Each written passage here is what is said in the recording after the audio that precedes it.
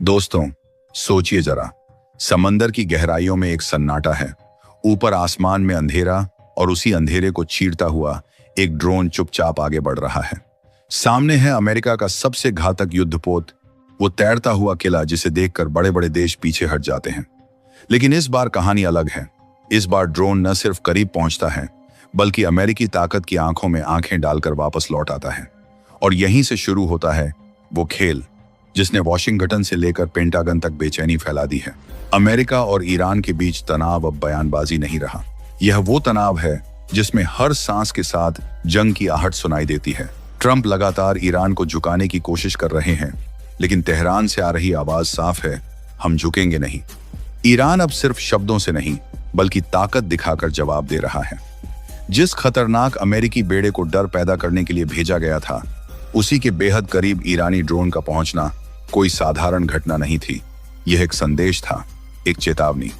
Drone ने नजदीक से तस्वीरें ली, हर कोने को देखा और फिर ऐसे लौट गया जैसे कह रहा हो, हम तुम्हें हर पल देख रहे हैं। असल खेल तो समंदर में शुरू हो चुका है। ईरान ने एक ऐसा दांव चला है जिसे समझने में अमेरिका को वक्त लग गया।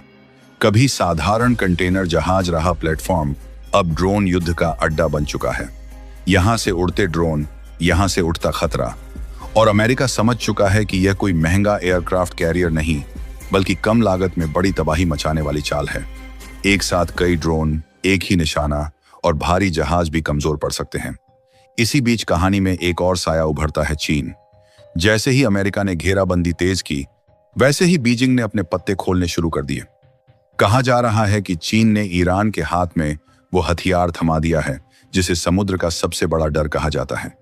ऐसा हथियार जो सीधे अमेरिकी एयरक्राफ्ट कैरियर के दिल पर वार कर सकता है। मतलब साफ है, अगर जंग हुई तो समंदर में अमेरिका की शान को निशाना बनाया जाएगा। और तभी आती है ट्रंप की सबसे बड़ी धमकी। कहा जाता है कि यह बेड़ा अब तक का सबसे ताकतवर है, पल भर में हमला करने को तैयार। साथ ही संदेश भी, ईरान परमाणु सपने छोड़ दे और बातचीत करे। लेकिन तेहरान में इस धमकी को कमजोरी की तरह देखा गया। जवाब और भी सख्त आया।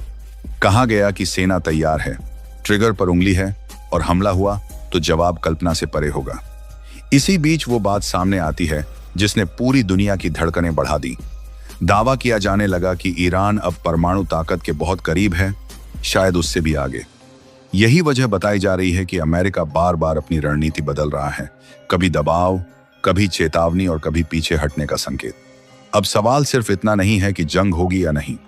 सवाल यह है कि अगर एक चिंगारी भी भड़की तो आग कितनी दूर तक फैलेगी। समंदर में घूमते जहाज, आसमान में मंडराते ड्रोन और परमाणु साए में खड़ी दुनिया, यह कहानी यहीं खत्म नहीं होती। असली मोड़ अभी आना बाकी है। इसलिए जुड़े रहिए, क्योंकि आने वाला हर पल इतिहास लिख सकता है। अब जरा पर्दे के पीछे की कहानी समझिए, क्योंकि असली खेल बयानबाजी में नहीं, बल्कि उस खामोशी में चल रहा है जिसे दुनिया अभी पढ़ नहीं पा रही। जो दिख रहा है वह सिर्फ ड्रोन, जहाज और धमकियां हैं, लेकिन जो छिपा है वह कहीं ज्यादा बड़ा है। अमेरिका इस वक्त एक अजीब दुविधा में फंसा हुआ है। बाहर से सख्ती दिखाना जरूरी है, क्योंकि डोनाल्ड ट्रंप की राजनीति ताकत के प्रदर्शन पर टिकी है।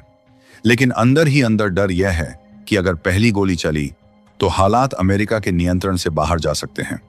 यही वजह है कि धमकियां तेज हैं, लेकिन असली हमला टलता जा रहा है। यह देरी कमजोरी नहीं, बल्कि उलझन का संकेत है। ईरान अब युद्ध जीतने के लिए नहीं, बल्कि अमेरिका को युद्ध से रोकने के लिए चालें चल रहा है। ड्रोन का अमेरिकी जहाज के पास तक जाना सिर्फ ताकत दिखाना नहीं था, बल्कि यह साबित करना था कि अगर जंग हुई तो वह सीमित नहीं रहेगी। ईरान जानता है कि वह अमेरिका से सीधे टक्कर में नहीं जीत सकता, लेकिन वह यह भी जानता है कि अमेरिका लंबे, महंगे और अनिश्चित युद्ध से डरता है। चीन की मौजूदगी इस पूरी कहानी को और गहरा बना देती है। बीजिंग खुले तौर पर कुछ नहीं कह रहा, लेकिन हर चाल से यह संकेत दे रहा है कि अगर अमेरिका ने ईरान को छुआ तो मामला सिर्फ मध्य पूर्व तक सीमित नहीं रहेगा।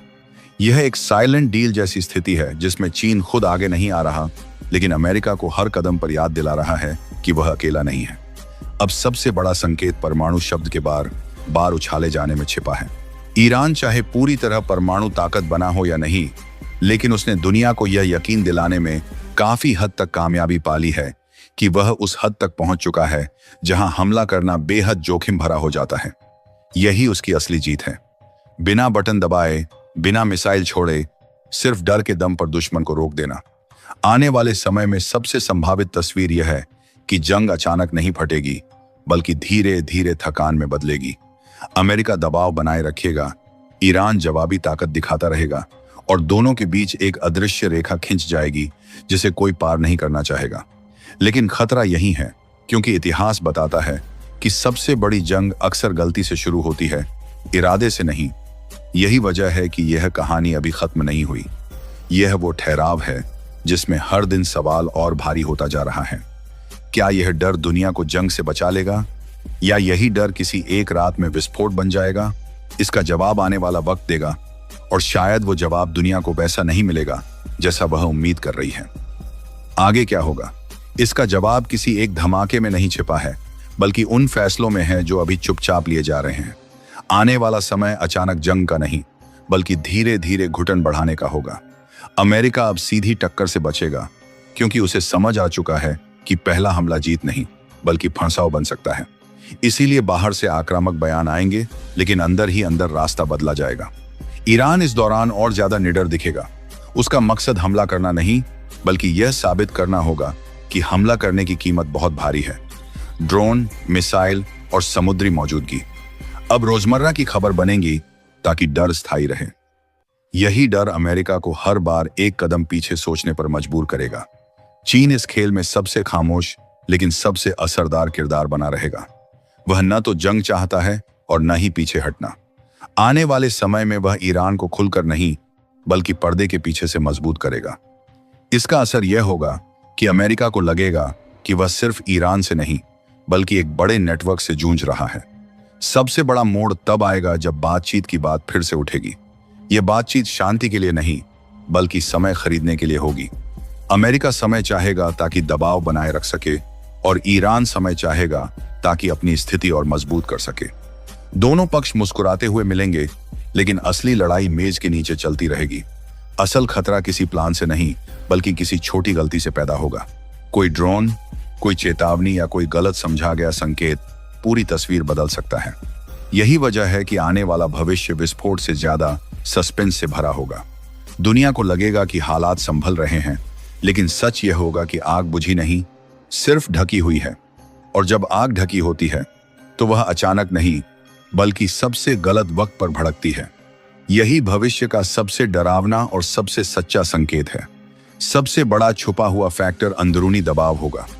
अमेरिका में चुनावी माहौल जितना गर्म होगा, उतना ही ईरान वाला मुद्दा खतरनाक बनता जाएगा। बाहर दुश्मन दिखाना सत्ता के लिए फायदेमंद होता है, लेकिन अगर युद्ध लंबा खिंच गया तो वही मुद्दा बोझ बन जाएगा।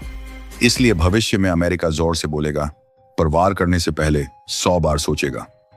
ईरान के अंदर भी कहानी एक जैसी नहीं है। वहां जनता लंबे समय से दबाव में है, लेकिन जैसे ही बाहरी खतरा बढ़ता है, अंदर की नाराजगी अपने आप दब जाती है। भविष्य में ईरान की सरकार इसी भावनात्मक कार्ड को और ज्यादा खेलेगी।